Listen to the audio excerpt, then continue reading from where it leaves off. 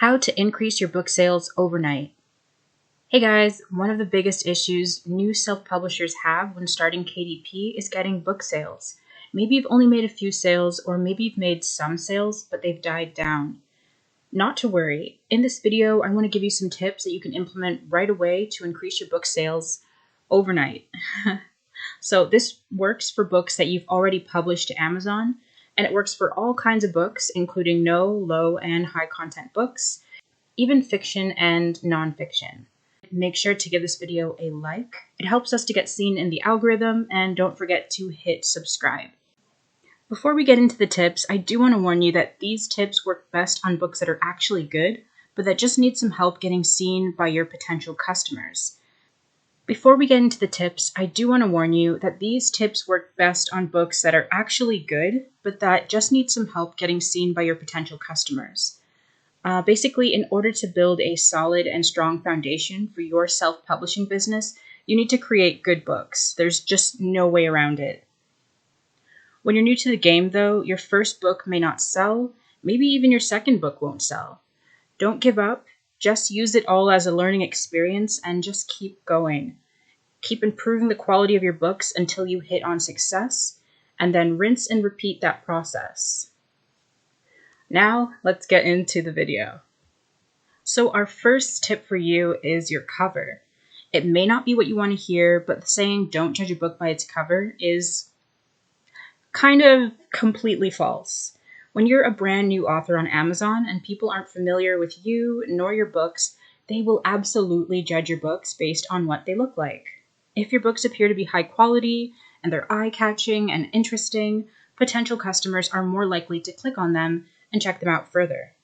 The problem with most self-published books on Amazon is that they look self-published. The covers are typically self-made, often by people with little to no design skills. They kind of just put something together really quick in Photoshop, and it just doesn't look that good. And if this does describe you, your books can appear boring, or worse, they can appear to be low quality, making potential customers less likely to click on your book, so you make less sales. This is why it's so important that if you're not a graphic artist or designer, you should absolutely hire a professional to create your book cover for you. This change alone can literally affect your sales overnight. In the end, an attractive cover is like a non-negotiable. Remember, you're competing with millions of other books on the Amazon platform, so you need to stand out. This is one of the most important aspects of your book. So if you're going to put any money into your book at all, it should go into your cover. Next is your title. A good title is created long before a book is published. In fact, it's part of the keyword and niche research that happens before a book is even written. Your title should be based on your target audience and their needs. If your book title doesn't speak to your audience, meaning it doesn't even include keywords your audience searches for when they're looking for books on Amazon, you can't expect your book to be found or sell. That's why we like to stress so much the importance of proper keyword and niche research well before your book is even written. And not only that, when you do find those keywords and everything that you want to use for your book, it's important not to keyword stuff in the title and the subtitle. It comes off as kind of low quality. Only include relevant keywords and make sure that it sounds sensible. The last thing you want to do is come off sounding like inorganic, like some kind of computer or something like that. Moving on. So if your book isn't selling or has stopped selling and you're searching for ways to increase sales overnight, the next thing you can do is place your book in a smaller niche or category. So the idea behind this is to increase your book's exposure to your target audience, and this is easier to do when there are less book titles you need to compete with.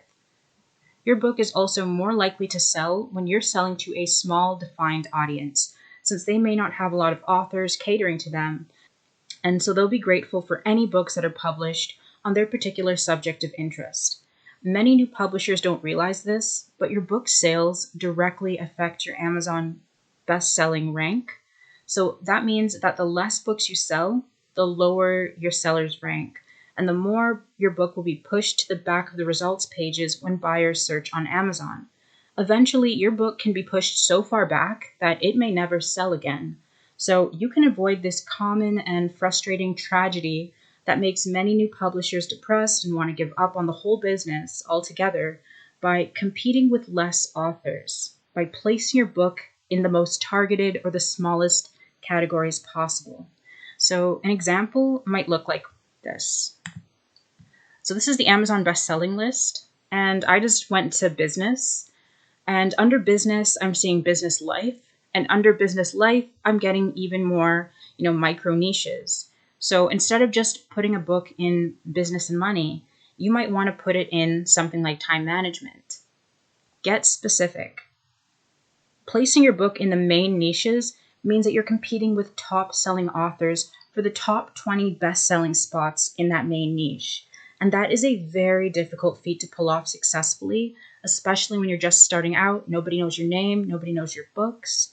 It's so much easier to rank your book when you choose smaller niches or categories, and it will require less sales for you to become a bestseller. And becoming a bestseller means an increased rank, which means more organic sales. Even if you don't become a top 20 bestseller, still making sales in a small niche will boost you so much in the algorithm, and that'll still bring you in like consistent income, and that's what you want. So in short, it's better to make your book a big fish in a small pond instead of a small fish in an entire ocean. Moving on. So next is description. Now, we like to advise people to take a look at their book's description when their book isn't selling. An attractive cover is very important, yes, and it'll definitely make someone want to click on your book.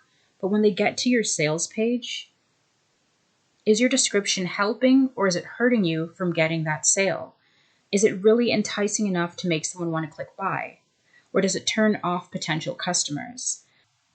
This is harder to assess without seeing your book and understanding your target market or audience. But in general, your description should be appealing to your target audience and highlight the ways in which your book intends to help them. One of the best ways to write a description when you're brand new to it is to check out the top competing titles and model your description off of theirs. Now, you're not copying them, of course, but you can definitely take pointers from your competitors' formatting of their book description to the way that they present their book's positive qualities or selling points. Because we want to turn Amazon shoppers into Amazon buyers, your book description, especially for nonfiction books, they should read like less of a book synopsis and more of a sales copy. Why? Because that's what you're trying to do. You're trying to convince a shopper why your book is perfect for them and why they should be buying it. So I just want to include an example of a powerful description from a very popular book on Amazon. If I had a book that was similar, what I would do is check out how are they formatting their descriptions. You can see bullet points here, and you just basically, get an idea of what makes people want to buy something. So it does take doing some research, especially when you're new. It's not going to be natural for you to be good at writing descriptions, but you just keep going and you just get better each time. Remember, this whole thing is a learning process, and every book that you publish, that you come out with, is something new that you've learned. So yeah, make sure to give one of these 4 tips a try, and best of luck with your books, guys. That's it for this video. This was just something short and sweet and hopefully helpful for all of you on your book publishing journey. If you want some more help, definitely check out the links in the description below. We have a free course. We now have a course that we've come out with. We've got tons of interesting and helpful tools down there too. Check them all out, and don't forget to leave a like if you enjoyed this video and subscribe for more videos just like this. Thanks for watching. Bye.